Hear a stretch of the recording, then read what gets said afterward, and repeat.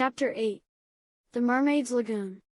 If you shut your eyes and are a lucky one, you may see at times a shapeless pool of lovely pale colors suspended in the darkness. Then if you squeeze your eyes tighter, the pool begins to take shape, and the colors become so vivid that with another squeeze they must go on fire. But just before they go on fire you see the lagoon. This is the nearest you ever get to it on the mainland, just one heavenly moment. If there could be two moments you might see the surf and hear the mermaids singing. The children often spent long summer days on this lagoon, swimming or floating most of the time, playing the mermaid games in the water, and so forth. You must not think from this that the mermaids were on friendly terms with them. On the contrary, it was among Wendy's lasting regrets that all the time she was on the island she never had a civil word from one of them. When she stole softly to the edge of the lagoon she might see them by the score, especially on Marooner's Rock, where they loved to bask, combing out their hair in a lazy way that quite irritated her. Or she might even swim, on tiptoe as it were, to within a yard of them, but then they saw her and dived, probably splashing her with their tails, not by accident, but intentionally. They treated all the boys in the same way, except of course Peter, who chatted with them on Marooner's Rock by the hour, and sat on their tails when they got cheeky. He gave Wendy one of their combs. The most haunting time at which to see them is at the turn of the moon, when they utter strange wailing cries, but the lagoon is dangerous for mortals then. And until the evening of which we have now to tell, Wendy had never seen the lagoon by moonlight, less from fear, for of course Peter would have accompanied her, than because she had strict rules about every one being in bed by 7. She was often at the lagoon, however, on sunny days after rain, when the mermaids come up in extraordinary numbers to play with their bubbles. The bubbles of many colors made in rainbow water that treat as balls, hitting them gaily from one to another with their tails, and trying to keep them in the rainbow till they burst. The goals are at each end of the rainbow, and the keepers only are allowed to use their hands. Sometimes a dozen of these games will be going on in the lagoon at a time, and it is quite a pretty sight. But the moment the children tried to join and they had to play by themselves, for the mermaids immediately disappeared. Nevertheless we have proof that they secretly watched the interlopers, and were not above taking an idea from them, for John introduced a new way of hitting the bubble, with the head instead of the hand, and the mermaids adopted it. This is the one mark that John has left on the Neverland. It must also have been rather pretty to see the children resting on a rock for half an hour after their midday meal. Wendy insisted on their doing this, and it had to be a real rest even though the meal was make-believe. So they lay there in the sun, and their bodies glistened in it, while she sat beside them and looked important.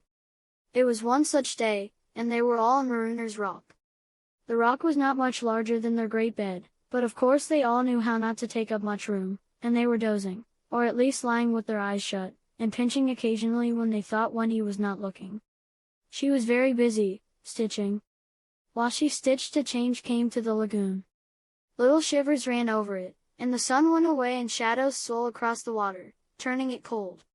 Wendy could no longer see to thread her needle, and when she looked up, the lagoon that had always hitherto been such a laughing place seemed formidable and unfriendly. It was not, she knew, that night had come, but something as dark as night had come. No, worse than that. It had not come, but it had sent that shiver through the sea to say that it was coming. What was it? There crowded upon her all the stories she had been told of Marooner's Rock, so called because evil captains put sailors on it and leave them there to drown. They drown when the tide rises, for then it is submerged. Of course she should have roused the children at once. Not merely because of the unknown that was stalking toward them, but because it was no longer good for them to sleep on a rock grown chilly. But she was a young mother and she did not know this. She thought you simply must stick to your rule about half an hour after the midday meal. So, though fear was upon her, and she longed to hear male voices, she would not waken them. Even when she heard the sound of muffled oars, though her heart was in her mouth, she did not waken them. She stood over them to let them have their sleep out. Was it not brave of Wendy? It was well for those boys then that there was one among them who could sniff danger even in his sleep. Peter sprang erect, as wide awake at once as a dog, and with one warning cry he roused the others. He stood motionless, one hand to his ear. "Pirates!" he cried. The others came closer to him. A strange smile was playing about his face, and Wendy saw it and shuddered.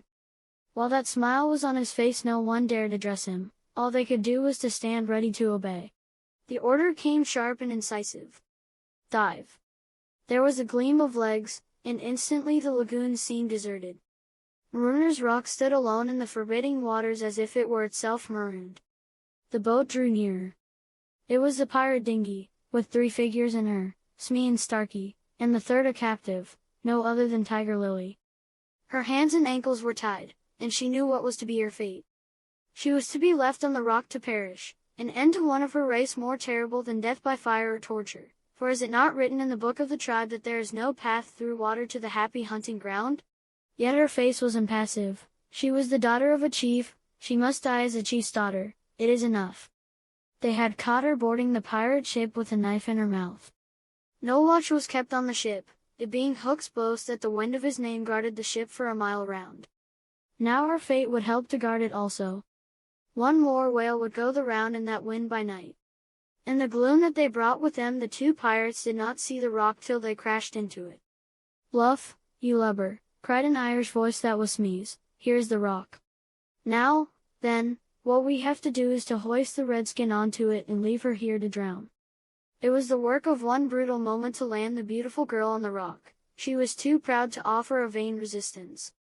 Quite near the rock, but out of sight, 2 heads were bobbing up and down, Peter's and Wendy's. Wendy was crying, for it was the first tragedy she had seen. Peter had seen many tragedies, but he had forgotten them all. He was less sorry than Wendy for Tiger Lily, it was 2 against 1 that angered him, and he meant to save her. An easy way would have been to wait until the pirates had gone, but he was never one to choose the easy way. There was almost nothing he could not do, and he now imitated the voice of Hook. "Ahoy there, you lubbers!" he called. It was a marvelous imitation. "The captain," said the pirates, staring at each other in surprise. "He must be swimming out to us," Starkey said, when they had looked for him in vain. "We are putting the redskin on the rock," Smee called out. "Set her free," came the astonishing answer. "Free?" "Yes, cut her bonds and let her go." "But, Captain—" "At once, do it here," cried Peter, "or I'll plunge my hook in you." "This is queer," Smee gasped. "Better do what the captain orders," said Starkey nervously. Eh, Smee said, and he cut Tiger Lily's cords. At once like an eel she slid between Starkey's legs into the water. Of course Wendy was very elated over Peter's cleverness, but she knew that he would be elated also and very likely crow and thus betray himself, so at once her hand went out to cover his mouth. But it was stayed even in the act, for "boat ahoy!" rang over the lagoon in Hook's voice, and this time it was not Peter who had spoken. Peter may have been about to crow, but his face puckered in a whistle of surprise instead. "Boat ahoy!" Again came the voice. Now Wendy understood. The real Hook was also in the water. He was swimming to the boat, and as his men showed a light to guide him he had soon reached them. In the light of the lantern Wendy saw as Hook gripped the boat's side, she saw his evil swarthy face as he rose dripping from the water, and, quaking, she would have liked to swim away, but Peter would not budge. He was tingling with life and also top-heavy with conceit. "Am I not a wonder? Oh, I am a wonder," he whispered to her, and though she thought so also, she was really glad for the sake of his reputation that no one heard him except herself. He signed to her to listen.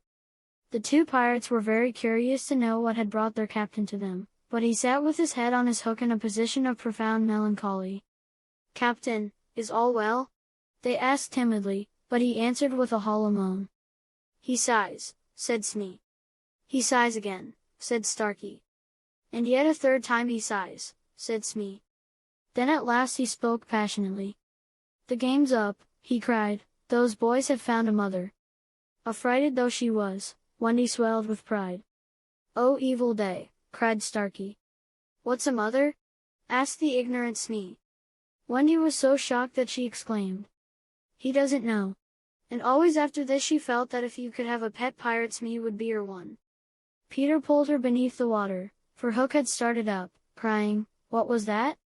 "I heard nothing," said Starkey, raising the lantern over the waters, and as the pirates looked they saw a strange sight. It was the nest I have told you of, floating on the lagoon, and the Never bird was sitting on it. "See," said Hook in answer to Smee's question, "that is a mother." What a lesson! The nest must have fallen into the water, but would the mother desert her eggs? No. There was a break in his voice, as if for a moment he recalled innocent days when, but he brushed away this weakness with his hook. Smee, much impressed, gazed at the bird as the nest was borne past, but the more suspicious Starkey said, if she is a mother, perhaps she is hanging about here to help Peter. Hook winced. He said, that is the fear that haunts me. He was roused from this dejection by Smee's eager voice. Captain, said Smee, could we not kidnap these boys' mother and make her our mother? It is a princely scheme, cried Hook, and at once it took practical shape in his great brain. We will seize the children and carry them to the boat, the boys we will make walk the plank, and Wendy shall be our mother. Again Wendy forgot herself. Never, she cried, and bobbed. What was that? But they could see nothing. They thought it must have been a leaf in the wind. Do you agree, my bullies? Asked Hook. There is my hand on it, they both said. And there is my hook. Swear. They all swore. By this time they were on the rock, and suddenly Hook remembered Tiger Lily. Where's the redskin? He demanded abruptly. He had a playful humor at moments, and they thought this was one of the moments. That is all right, Captain, Smee answered complacently, we let her go. Let her go, cried Hook. 'Twas your own orders, the boatswain faltered. You called over the water to us to let her go, said Starkey. Brimstone and gall, thundered Hook, what cozening is going on here? His face had gone black with rage, but he saw that they believed their words, and he was startled. Lads, he said, shaking a little, I gave no such order. It is passing queer, Smee said, and they all fidgeted uncomfortably. Hook raised his voice, but there was a quiver in it. Spirit that haunts this dark lagoon tonight, he cried, dost hear me? Of course Peter should have kept quiet, but of course he did not. He immediately answered in Hook's voice. Odds, bobs, hammer and tongs, I hear you. In that supreme moment Hook did not blanch, even at the gills, but Smee and Starkey clung to each other in terror. Who are you, stranger? Speak, Hook demanded. I am James Hook, replied the voice, captain of the Jolly Roger. You are not, Hook cried hoarsely. Brimstone and gall, the voice retorted, say that again, and I'll cast anchor in you. Hook tried a more ingratiating manner. If you are Hook, he said almost humbly, come tell me, who am I? A codfish, replied the voice, only a codfish. A codfish. Hook echoed blankly, and it was then, but not till then, that his proud spirit broke. He saw his men draw back from him. Have we been captained all this time by a codfish? They muttered. It is lowering to our pride,